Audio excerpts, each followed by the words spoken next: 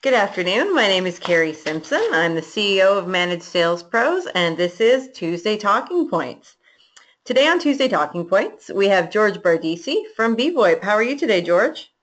Oh, doing great. How are you, Carrie? I'm very well. Thanks for asking. So one of the reasons that we invited George to participate in this show is not only is George a successful vendor with BVoiP, but in 2000, George started his own MSP in the Philadelphia metro area. And that MSP now services over 140 accounts. So from that MSP, BVoiP was created to help other IT companies and MSPs with integrating unified communications into their systems and to help them standardize their offering for their clients. So one of the things we love to do here on Tuesday Talking Points is talk to people who've started successful MSPs, ask them what they might do differently, and see how they're using different solutions to grow their MSP. So that's where I want to start today, George. Tell me a little bit about how you started your MSP. Sure, absolutely. I actually started as a young buck. Some still feel I'm in that category, but started out of school. But just maybe right time, right place, if you would. But the good news is that it worked out very well. So I started as a one-man band, as many do. And grew granularly over time. And of course, I'm one of these guys who tends to learn the hard way. Just call it good luck or whatever you want to call it. But I grew through every stage, right?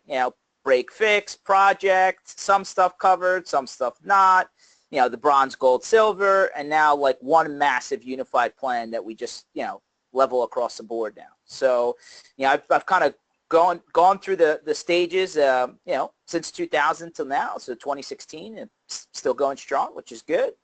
But it was, a bumpy ride to say the least, and one that, we learned at every level. So it's, it's an eye opener for sure. So tell me about your first year as an IT service provider. What were your biggest challenges just getting your business off the ground? I mean, listen, the whole, wearing 10,000 hats thing, I mean, I know that never changes. And I know that as, executives or business owners or people in management positions, I mean, you're to some degree, always wearing a couple of hats. But when you're starting off that first year, I mean, it's massive, right? The amount of work that you have to do on several different angles, and you just only have two hands and 24 hours in a day. So depending on how much sleep you want to get, depends on how much work gets done. And, I guess that still holds true for everyone today. But I got to tell you, it's, you're just running to try and get deliverables done. And I think part of the frustration, and to some degree, I mean, it still holds true for many people, is that you get so wound up in trying to get the project going and moving and actually done that you forget the back office stuff and the admin stuff and the sales-centric stuff. And it's just hard to keep up with, all of the various pieces you need to be successful running a business in year 1, 2, 3. I mean, obviously over time, you try and, build up the clientele enough to, bring in more resources, outsource some stuff, just take stuff off of the proverbial plate. But when the plate looks like it's, a food eating competition, then I don't know how far that's going to get you, right? So if you had to do it over again, what things would you do differently? If you were going to start an MSP today, 2016 versus the launch in 2000, what's the first thing that you would do? Well, I'll tell you what. I mean, I think some of the guys that I'm friendly with, because I've been around for a little bit, that started around the time I did, and we're friendly, and we talk and we chat, and that whole kind of next man up and help the collective goal. And there's plenty of business out there, which is all true. So you talk shop, and I think back then, before things were really solid on a couple of different fronts like they are today, everyone was in this kind of I need to control everything mentality, right? And it wasn't just on the tech side. It was on every level. And I just think today, now that we're 10 plus years, down the road, 2016, 16 years, whatever, the ability and the willingness to outsource things and to realize that you don't need to touch every nut and bolt of every process that's going on, and to kind of rely on outside resources to get things done, just kind of levels the playing field to a degree, right? And Mm-hmm. so, if I was restarting things today, quite frankly, I don't need all of the pieces that I need. I don't need all of the people that I need. I can outsource several things and concentrate on the stuff that I'm good at, right? I mean, and that's really what being in business is about, right? You know, utilizing key, you know, key values, key resources, key ways of doing things without trying to, you know, take on too much and sink, right? So that was a big thing that, you know, I realized I wish I had learned earlier, because if I did, we would have grown faster and we would be larger. So, I mean, obviously you did well enough to take a step back from your MSP and launch a whole other business. So tell me a little bit about how you founded BVoiP. Sure. I mean, you know, I would think that most businesses go through some sort of evaluation on some regular basis, whether it's, you know, quarterly, yearly, biannually, whatever. And so one of the things, at least from an operations standpoint, is where am I burning time? I know it's a cliche, time is money, but let's face it, in this business, time absolutely is money. And so when you step back and you run your service desk ticketing reports and you look at your categories and you're like, where am I spending more time than I should? And you start seeing categories that are 20, 30, 40% of your collective time annually, quarterly, biannually, that's a problem, right? Because there's too much on the table that has to be touched and managed and working for you to spend all your time in a category of many categories. So, you know, in our own MSP, we found that over many years, there were several incidents when stepping back and looking at the, you know, the stats, we were burning time in categories that we could not continue doing if we wanted to be successful. You know, one of them was definitely vendor management around the telecom and phone system world. To spend 30, 35, 38% of our global annual technician resource time in any one category like PBX management, babysitting the phone system guy from down the street, or, you know, the big shop that just doesn't get there on time, or the finger pointing, and it's just, it's not productive, right? Because at the end of the day, and we've all heard it, the customer just wants it to work, right? And they just assume that when they outsource their IT, that's your problem. So why did we take that problem and deal with it in the worst possible way, which is not standardize an offering and roll that standardized offering out to all of our customers and having an answer, just like we do with a lot of other things that we, you know, whether it be backup or, you know, firewall or antivirus or whatever, you know, manufacturer of computer on the floor, right? I mean, it's the same story here. It's just a lot of guys tend to just run away from this category or just not do it at all. And I don't think not doing it is an answer, right? Because if the guy that's competing against you says that they will do it, then you've effectively lost, you know, your ability to stay competitive, right? So in our own MSP, we found the need to have an answer for this instead of bleeding. And it didn't happen overnight. It took years to figure out a recipe that was solid, that was price competitive, that our technicians really bought into as something that was a time saver rather than an aggravation. And so that's really, you know, solving our own pain is where we started, right? And then, you know, ultimately working with those friendly guys in the industry that, you know, we were, you know, very chatty with and still are today. We were informally working with other IT shops and other MSPs that we met granularly through events and conferences and shows, et cetera, and said, hey, you know, we think we have a way that this works, you know, or do you have anything? No. Well, let's work on it together. And then that just grew. And ultimately, I think the thing that pushed it over the edge for us to really break that whole unit off from our MSP and separate it into you know, the company that it is today is that, you know, we finally got sick and tired of automating everything we possibly could and then the phones being completely on its own island. And so once we started investing in solving the pain of automating how the phone, you know, component automates and integrates into the ecosystem of products that we invested in, I think that was the final, you know, kind of piece to push us over the edge, saying, you know what, I think we have a good story here. Let's put some dedicated resources against it and go out and make BVoiP BVoiP. So that's in a drawn out way how BVoiP became what it is. So are you saying that most IT service providers or MSPs aren't standardizing their unified communications offerings currently? I would say more than half are not. I would say more than half say that they can do it, and may have talked to someone along the way and maybe signed up as a partner, but then never did anything.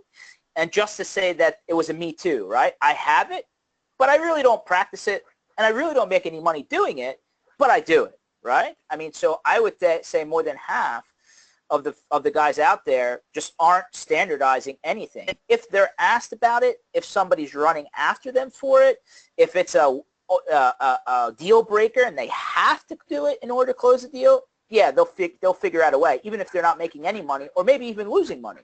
But yeah, I would say more than half don't have an answer. That's really part of their standard offer. Okay, so let's start with how you can sell voice over IP or unified communication solutions into your base, right? So 60% of the growth of any MSP should be coming from their current client base. How can companies take BVoIP to their current client base to increase their monthly recurring revenues? Well, it's a good point. Well, a lot of it comes around pricing strategy, right? I mean, there's still a lot of guys out there doing the kind of bronze, gold, silver steps progression, or maybe they have some sort of convoluted, base price plus all of these add-ons comes to your final price. I mean, we learned long ago that not complicating the issue and providing too many options for your customer is the way to go, right? They just want to have the answer. They're looking to you to give them what they need, right? And instead of giving them options to say no to, what we did in our MSP was really standardize around that user-based pricing model, which I'm sure many have heard before. And in that user-based pricing model, roll in everything that we would offer them, whether it's Office 365, whether it's encryption, backup, antivirus, and phone system as a service. And in many cases, phone system as a service where I would rent them the actual device on their desk. As part of that program where if something happened, we would simply just replace it instead of showing up with a very big upfront bill.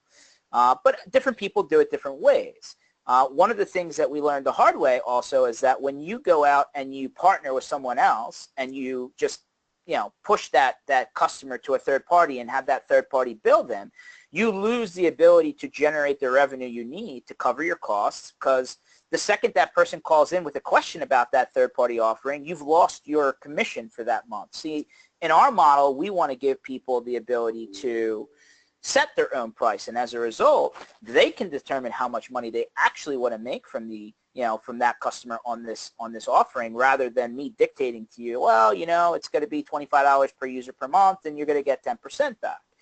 And as a result, by being able to give that flexible offering to an MSP, you can choose whether you want to rent them the phone or not. You can choose what that increased per user per month model is when you add phone system as a service to your bundle. One of the things that we also did was we're not forcing the agenda of a forced dial tone bundle, meaning when you go to some of these outfits out there that say, hey, it's a per seat per month dial tone included, well, the problem there on a couple of fronts is, again, it's forced. What if my customer is already in a contract? What if my customer is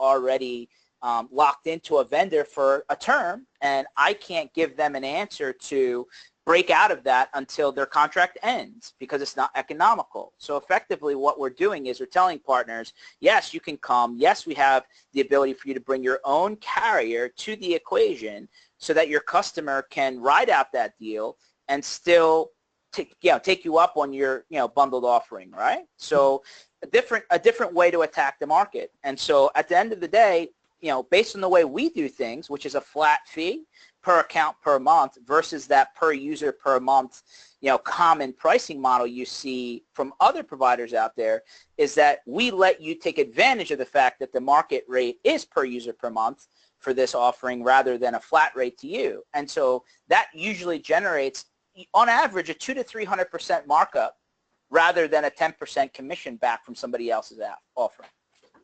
So there are significant financial incentives to become a BVoiP partner. Yeah, I would think so. I mean, it turns into a profit center rather than a me too. And that way you can actually decide, hey, I want to mark it up to 400%. Maybe I want to do this customer solid and only take 100%. But the ability is there for you not to just generate revenue, but you need to cover your time, right? And it's going to take less time for you to have a standardized offering than to chase some other vendor upstream and, reroute calls to their help desk through your help desk, or to have the customer go and have to call them directly, and then they get that bad experience, and now that's on you because you brought that vendor to the table. You want to just kind of change that story, right? Mm-hmm. So tell me a little bit about your partner program then. How would an MSP get started with BVoiP?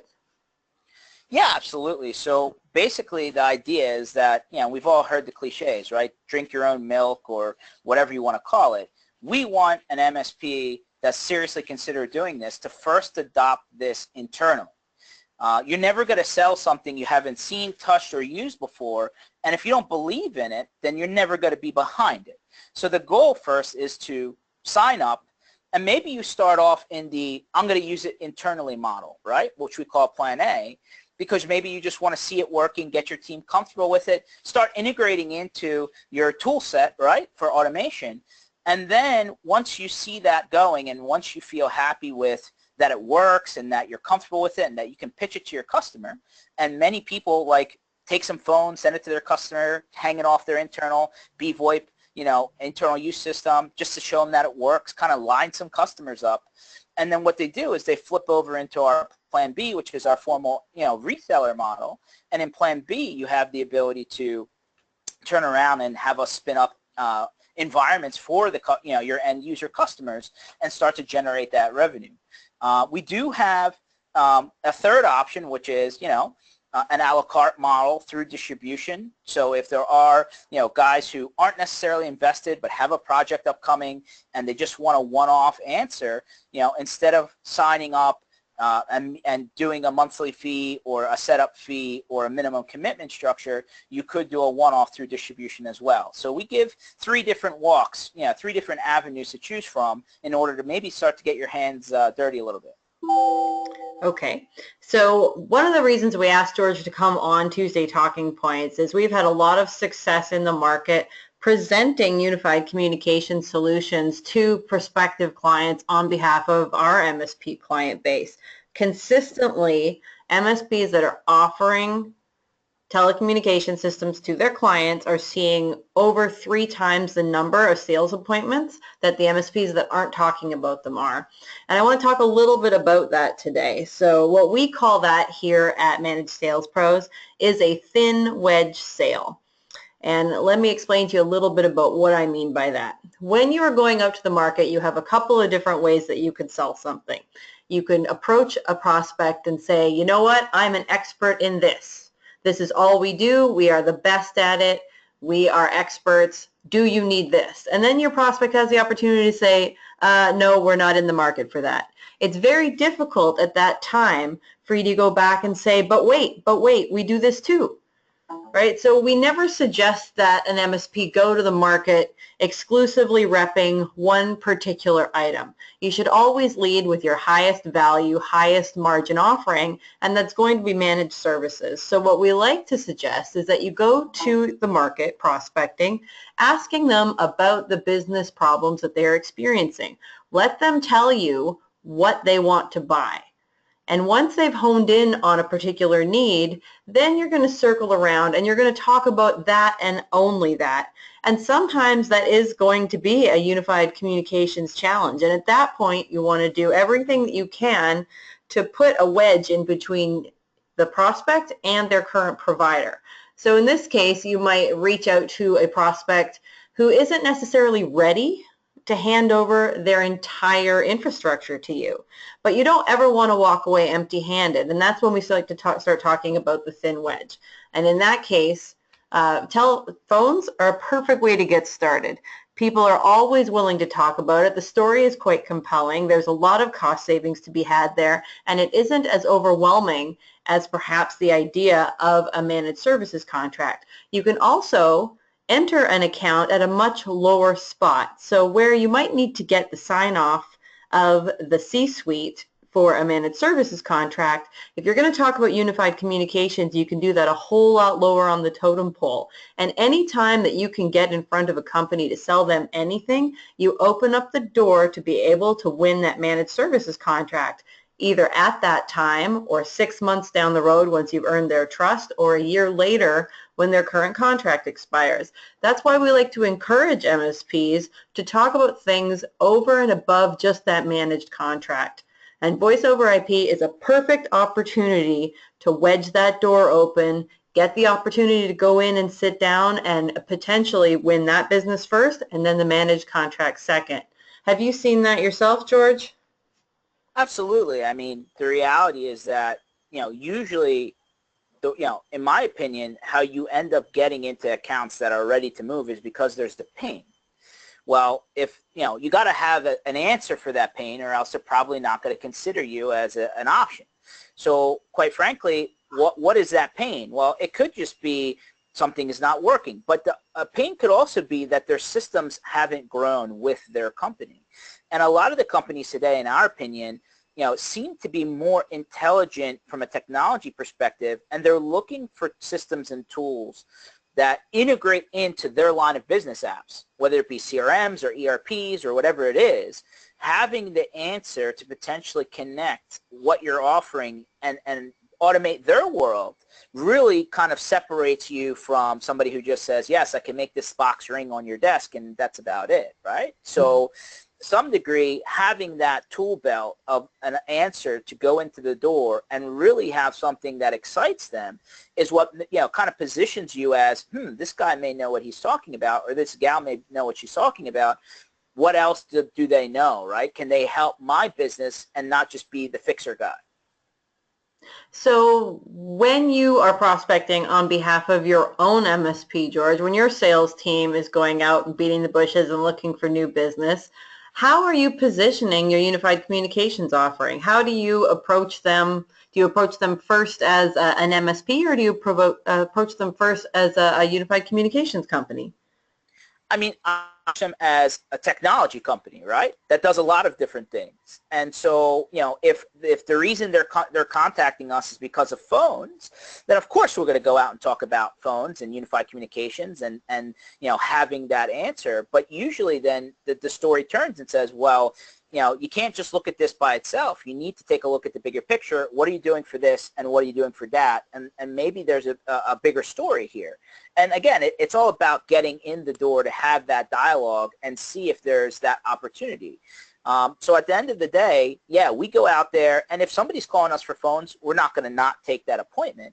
But in the same token, I think that everyone should take that opportunity as the question to say, well, what are you doing for, your IT? What are you doing for your managed print? What are you doing for your building security? Are there all different vendors across the board, or is there just one vendor? And I would think that many of the times you'll find is that there's a lot of different people in there, and the customer's trying to manage all those relationships and probably not doing a very good job of it.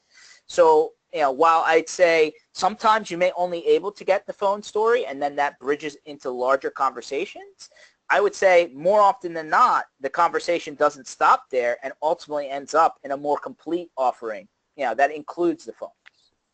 So it just becomes one piece of a multi-piece puzzle leading towards the ultimate goal, which is, of course, the managed services contract.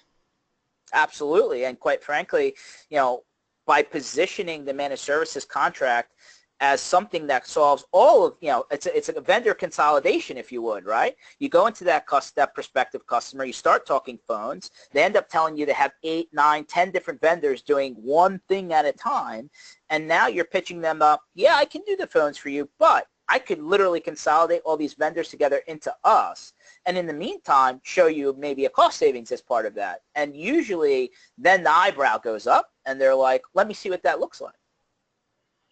Yeah, that's a great argument for a couple of different things, actually. So when we're prospecting, quite often companies will come to us and say, you know what, Carrie, we need to talk to the CEO. That's the only person we want to talk to. We have to go right to the top, and that's the only person we're going to chat with because they're the ones who are going to sign the check. And what I like to tell them is like, no, wait, take a step back and think about who are the people that benefit when the technology in an organization starts working better. Right? There is not one person in a company whose life doesn't improve when their technology just works. So if you think about the people that you can speak to about different service offerings, you should have something in your sales toolkit that you can approach each and every department with. So if you can think for a moment, like for unified communications or voice over IP, however you want to describe it, which positions benefit the most when the phones are working better, or when the phone system can integrate into the other solutions or line of business applications that you're using? All of a sudden now you have a great conversation to have with the sales department and the marketing department. If you look at our company, for example, our system has to integrate with our CRM system, right? We had to specifically go out and identify a solution that would integrate with our CRM. That's a great conversation to have with sales or marketing. Probably a different conversation than you would have with the CFO, where you're going to talk a little bit more about cost savings, or the CEO, where you're going to have to take a much broader approach to their technology as a whole. Right? If you can approach any point of entry within an organization with a solution that's going to help them do their job better, you've got now 4, 5, 6, 8 people that can champion you into a company where you can sell one thing and then get introduced to another department to sell another thing. And then, as George was just mentioning, now you have the opportunity to win a whole bunch of different, how would I describe that? You go from providing almost vendor management as a service to being that one all-inclusive vendor.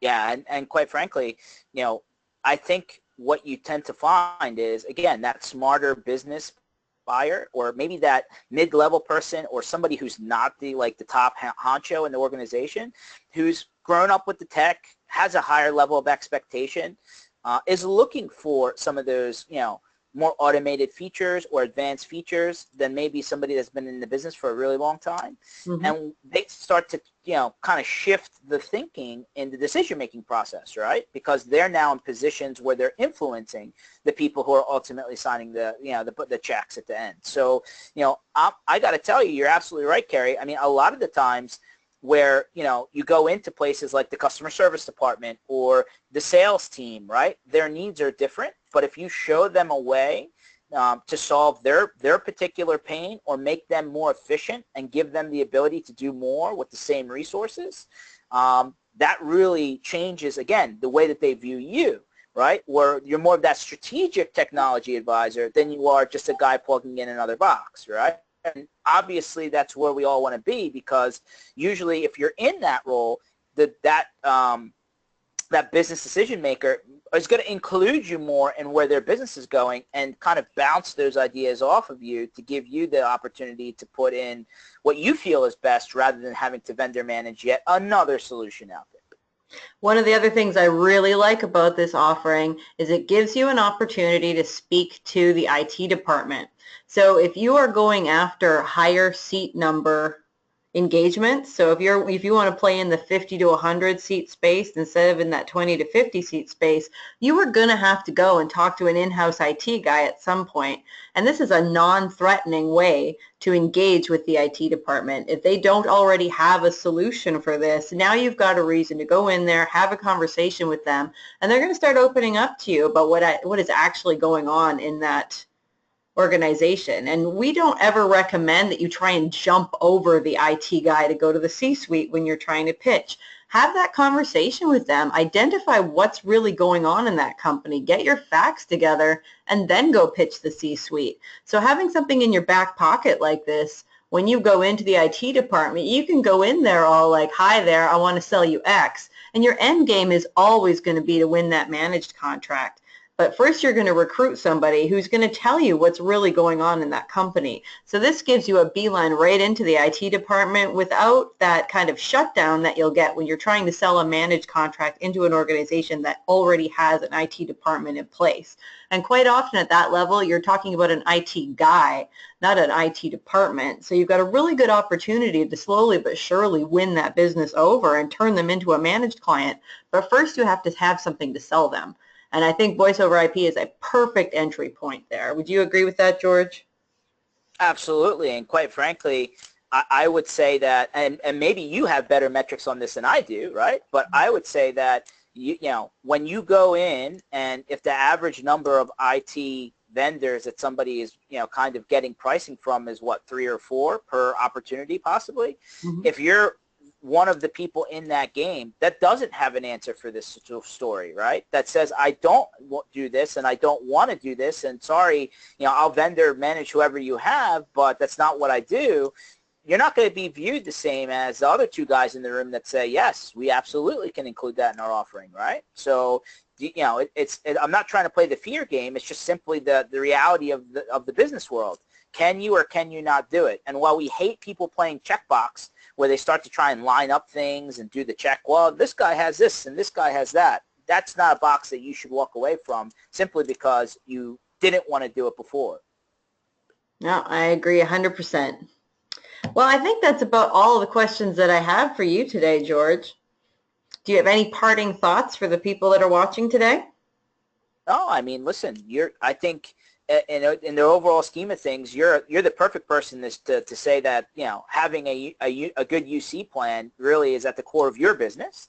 I would think that, you know, as MSPs, they should have a good strategy there to automate what they do as well.